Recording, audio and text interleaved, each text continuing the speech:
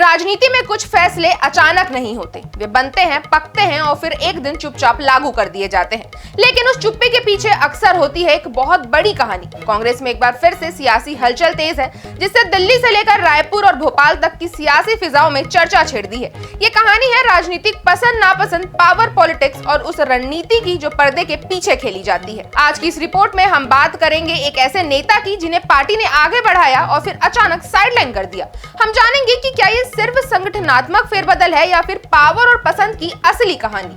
नमस्कार दोस्तों, आप देख रहे हैं INS 24/7 डिजिटल। मेरा नाम है सोनल। दोस्तों, यहाँ हम बात सिर्फ एक नेता को हटाए जाने की नहीं कर रहे हैं, बात उस असली वजह की है जो प्रेस रिलीज में कहीं लिखी ही नहीं गई। और अगर सूत्रों की माने तो इस बार एक कांग्रेसी नेता की कुर्सी दूसरे वरिष्ठ नेता की नापसंदी के नीचे दब गई। हम बात कर रहे हैं मध्य प्रदेश के तेज तर्रार, आक्रामक और कई बार पार्टी लाइन से बाहर बयान देने वाले कांग्रेस प्रवक्ता आलोक शर्मा की, जिन्हें हाल ही में AICC सचिव बनाया गया था और पंजाब की जिम्मेदारी सौंपी गई थी। लेकिन महज 7 महीनों में ही उन्हें इस पद से कार्यमुक्त कर दिया गया है और ये फैसला अचानक नहीं आया।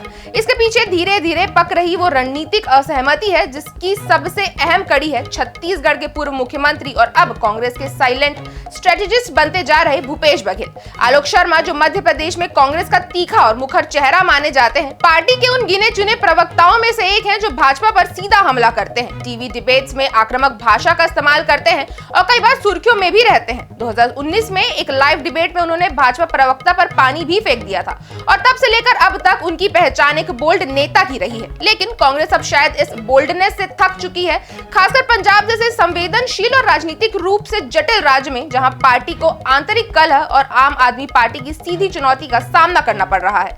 पंजाब में कांग्रेस पिछले कुछ वर्षों में अपने ही फैसलों की वजह से डगमगाई है। अमरिंदर सिंह को हटाना, चन्नी को लाना, सिद्धू से खींचतान और हर बार आला कमान को नेतृत्व पर दोबारा विचार करना पड़ा।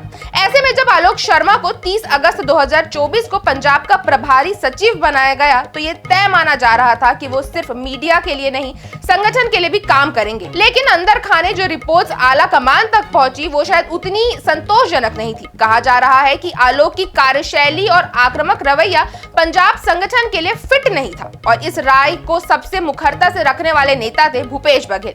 बघेल को संगठनात्मक मामलों में अब एक अहम चेहरा माना जा रहा है, खासकर हिंदी पट्टी और उत्तर भारत के राज्यों में। और यही वजह है कि आलोक शर्मा को हटाए जाने के महज कुछ घंटों के अंदर ही बघेल की चंडीगढ़ में एंट्री तय हो गई है। अब जिस वक्त आलोक शर्मा को हटाया गया, ठीक उसी के 24 घंटे के अंदर बघेल आज पंजाब पहुंच रहे हैं, जहां वो चंडीगढ़ में कांग्रेस नेताओं से क्लोज डोर मीटिंग करने जा रहे हैं, जहां लुधियाना उपचुनाव की रणनीति तैयार की जाएगी।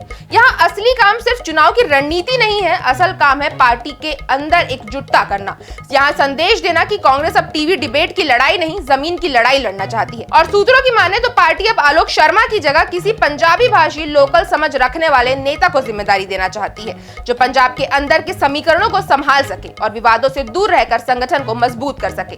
अब यहाँ सवाल ये नहीं है कि आलोक शर्मा हटाए क्यों गए, सवाल यहाँ ये है कि कांग्रेस अब किस ओर बढ़ रही है। आला कमान ने साफ संदेश दे दिया है कि अब वक्त उन चेहरों का नहीं जो पार्टी के बाहर तेज दिखते हैं, बल्कि उन लोगों का है जो अंदरूनी संगठन को संभाल सकते हैं। और भूपेश बघेल को फ्रंट पर लाकर कांग्रेस ने यह भी साफ कर दिया है कि भविष्य में वो उन्हीं नेताओं को जिम्मेदारी देगी जिनका फोकस टीवी से ज्यादा जमीन पर है। आलोक शर्मा इस समय भले ही मीडिया पैनलिस्ट के रूप में पार्टी में बने रहेंगे, लेकिन उनकी राष्ट्रीय जिम्मेदारी उनसे ले ली गई है। यहाँ कांग्रेस के इस कदम ने एक बार फिर से ये साबित कर दिया है कि यहाँ हर नियुक्ति के पीछे सिर्फ काबिलियत नहीं, राजनीतिक केमिस्ट्री भी उतनी ही अहम होती है और इस बार केमिस्ट्री फिट नहीं बैठी। अब भूपेश बघेल इस पूरी स्क्रिप्ट में अहम किरदार बनकर उभरे हैं, यानी बघेल अब सिर्फ पर्यवेक्षक नहीं बल्कि ऑपरेशनल प्रभारी की भूमिका में भी आ चुके हैं। आपकी इस खबर पर क्या राय है, हमें कमेंट करके जरूर बताएं। अगर आपको वीडियो अच्छी लगी हो तो इसे लाइक करें और चैनल को सब्सक्राइब करना ना भूलें।